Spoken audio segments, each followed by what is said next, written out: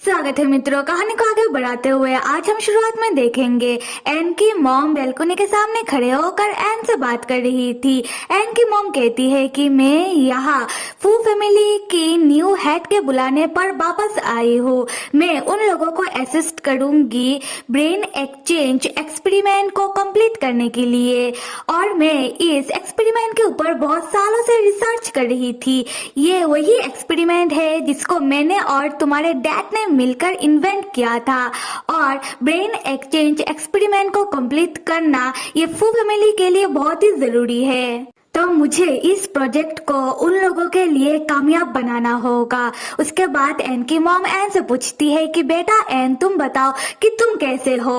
ये कहते हुए एन की मॉम एन के सर में अपना हाथ रखने के लिए जाती है, पर एन गुस्से में अपनी मॉम के पास से हट जाता है और अपनी मॉम को खुद को छूने नहीं देता। यहाँ पर हम एन को देखकर समझ सकते हैं कि एन को बहुत ही बुरा लग रहा है, क्योंकि शायद एन को लगा था कि उसका मॉम उसके लिए वापस आई है, पर ऐसा नहीं। एन की मॉम तो अपने काम को कंप्लीट करने के लिए फू फैमिली के बुलाने पर वापस आई है। खैर तब हम एन की मॉम को देखते हैं। वो समझ जाती है कि एन उनसे नाराज है। एन की मॉम एन से कहती है कि अच्छा ठीक है, अगर तुम नहीं चाहते हो कि मैं तुम्हें छू तो मैं तुम्हें नहीं छूंगी, पर मैं तुम्हें एक एडवाइस जरूर दूंगी। बेटा एन तुम जो फू फैमिली के पीछे जासूसी कर रहे हो ऐसा तुम मत करो, क्योंकि फू फैमिली वाले बहुत ही खतरनाक है। अगर उन लोगों को पता चल जाए कि तुम उनके पीछे जासूसी कर रहे हो तो वो लोग तुम्हारे साथ कुछ भी कर सकते हैं।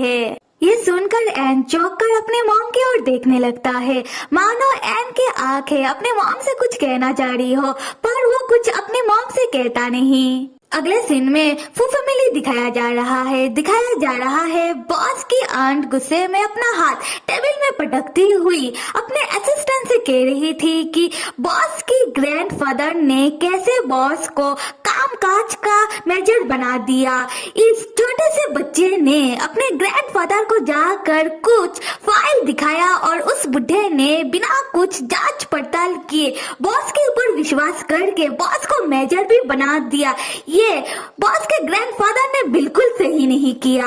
आंट की असिस्टेंट कहता है कि हमने आपके कहने पर बॉस के ऊपर पल नजर रखा, पर हमें इस बच्चे ने चकमा दे दिया। हमें कानों कान खबर नहीं चलने दिया कि कब इस बच्चे ने इतना कीमती चीज ढूंढ कर निकाला। और हम तो बॉस के मेंशन पर भी तो गए थे, वहाँ पर भी तो हमें संदेहजनक कुछ चीज नहीं मिला। ऐसा कैसे हो सकता है? आंट कहती है वही तो, ऐसा कैसे हो सकता है? बॉस क्या हमारे साथ कोई गेम खेल रहा है? लगता है ये बच्चा हमसे और भी बहुत सारी चीजों को छुपा रहा है। खैर जो भी हो, अभी इस बच्चे के हाथों इतना कीमती चीज लगी गया है और इस बच्चे को हमारे साथ खेल ही खेलना है, तो चलो हम भी बॉस के खेल में शामिल हो जाते हैं। यहाँ से एक हफ्ते बाद का सीन दिखाया जा रहा है। हम लैन को देखते हैं, वो लैन के कमरे के अंदर कैद है और कमरे के अंदर बैठकर अपना गले का डिवाइस को जोर जोर से खींच रहा था, जिससे लैन को झटका लग रहा था। लैन झटके को बर्दाश्त करते हुए अपना गले का डिवाइस को खींचे जा रहा था। तब एन ये कमरे के बाहर से देख लेता है और तुरंत कमरे का दरवाजा खोलकर लैन के पास दौड़कर आकर लैन का हाथ पकड़ लैन को रोकते हुए एन कहता है कि लैन तुम ये क्या कर रहे हो? लैन ऐसा करके तुम अपना गले का डिवाइस को नहीं तोड़ सकते। लैन तुम ऐसे क्यों हो? क्या तुम मेरा थोड़ा सा भी बात नहीं मान सकते? तब एन देखता है कि झटका लगने के कारण लैन का हाथ का स्किन थोड़ा जल गया है।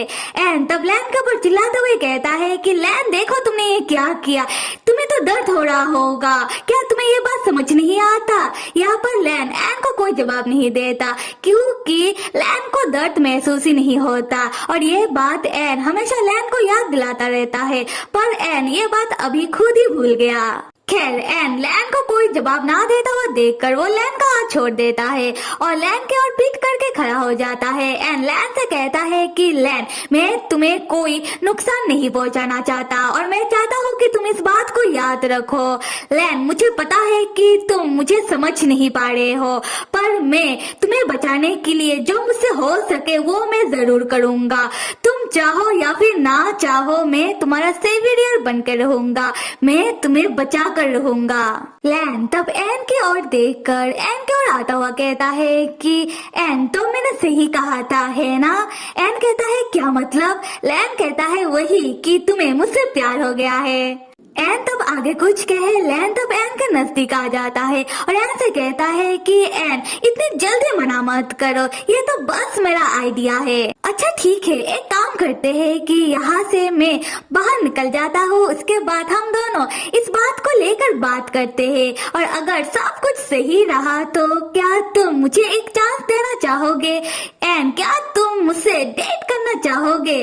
लैन एन के नजदीक आकर एन से बात करते हुए वो बार बार एन के पॉकेट की ओर देख रहा था। तब हम एन को देखते हैं, वो लैन की बातों से बहुत ही चौंक जाता है और तुरंत लैन के सामने से पीछे हटते हुए कहता है कि लैन ये तुम क्या कह रहे हो। लैन तुम अपना ये मजाक बंद करो। लैन तब एन का हाथ पकड़ के अपने ओर खींचते हुए कहता है कि मैं मजाक नहीं कर रहा हूँ। क्यों, क्या तुम मुझसे प्यार नहीं करते हो?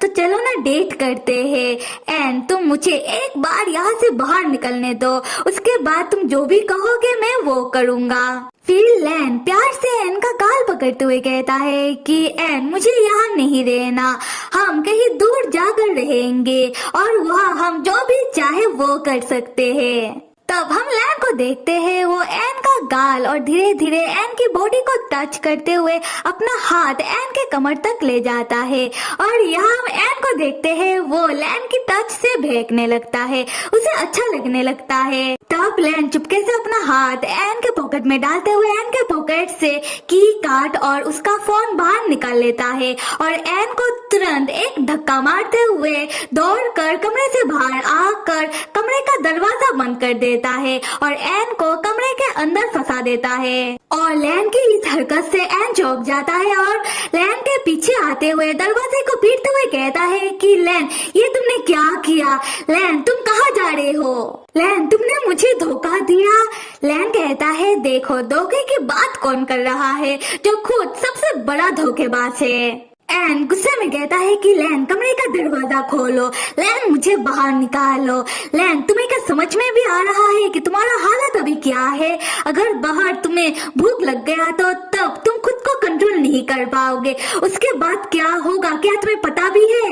लैन एन की बातों का कोई जवाब नहीं देता बल्कि एन से कहता है कि एन मैं तुम्हारा फोन और कार्ड लेकर जा रहा हूँ और आइंदा तुम कभी भी मुझे कंट्रोल करने के बारे में सोचना भी मत और यहाँ पर कैद होकर रहने से तो अच्छा है कि मैं कहीं दूर जाकर रहूं। ये कहते हुए लैन भागने लगता है। एन पीछे से चिल्लाता रह जाता है कि लैन तुम वापस आओ, तुम कहीं नहीं जा सकते। फिर लैन जाकर कमरे के की कार्ड से लैब का मेन डोर ओपन करने लगता है, पर गलत की कार्ड होने के कारण मेन डोर ओपन नहीं होता बल्कि डोर में अलार्म बजने लगता है और लैन समझ जाता है कि अभी अलार्म के कारण सारे गार्ड अलर्ट हो जाएंगे कि लैन लैब में से भागने की कोशिश कर रहा है। और ऐसा ही होता है, सीसीटीवी के जरिए और अलार्म के कारण एन के डैड और सारे गार्ड को पता चल जाता है कि लैन लैब में से भागने की कोशिश कर रहा है। तब हम लैन को देखते हैं, वो भागता हुआ लैब की छत की ओर जा रहा था। खैर तब एन के डैड अपने साथ बहुत सारे गार्ड को ले आकर लैन जिस कमरे में कैद था उस कमरे के सामने आकर गार्ड को ऑर्डर देते हैं कि वो लोग किसी भी हालत पर लैन को लैब में से भागने ना दे और लैन को पकड़ के लेकर आए। उसके बाद सारे गार्ड लैब के अंदर फैल जाते हैं लैन को पकड़ने के लिए। तब हम एन को देखते हैं, वो कमरे के अंदर से अपने डैड को गार्ड लोगों को ऑर्डर देता हुआ देख रहा था। फिर कुछ गार्ड लोग लैन को छत के ओर जाता हुआ देख लेते हैं। वो तुरंत लैन को आवाज देने लगते हैं कि हे बच्चे तुम रुक जाओ।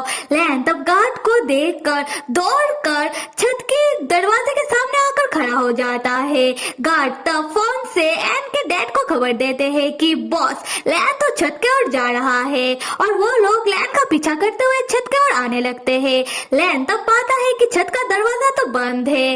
लैन तब अपनी पूरी ताकत से छत का दरवाजा तोड़ देता है और छत में आ जाता है, खुले आसमान के नीचे जहाँ पंछियाँ उड़ रहे थे। तो फिर मेरे प्यारे मित्रों, इस कहानी में हम बॉस की फू फैमिली और एन की डैड का बात करें तो वो दोनों बिजनेस राइवल है, क्योंकि उन दोनों का काम लगभग सेम ही है। और पहले लग रहा था लैन को ज़ॉम्बी बनाने के पीछे एन के डैड का हाथ हो सकता है और वो इस बात को छुपा रहे हैं। और अभी लग रहा है कि इसमें कहीं फू फैमिली का हाथ तो नहीं, क्योंकि वो लोग भी ऐसे एक्सपेरिमेंट वगैरह करते रहते हैं। आपको क्या लगता है? क्योंकि लैन भाई साहब को तो कुछ याद ही नहीं।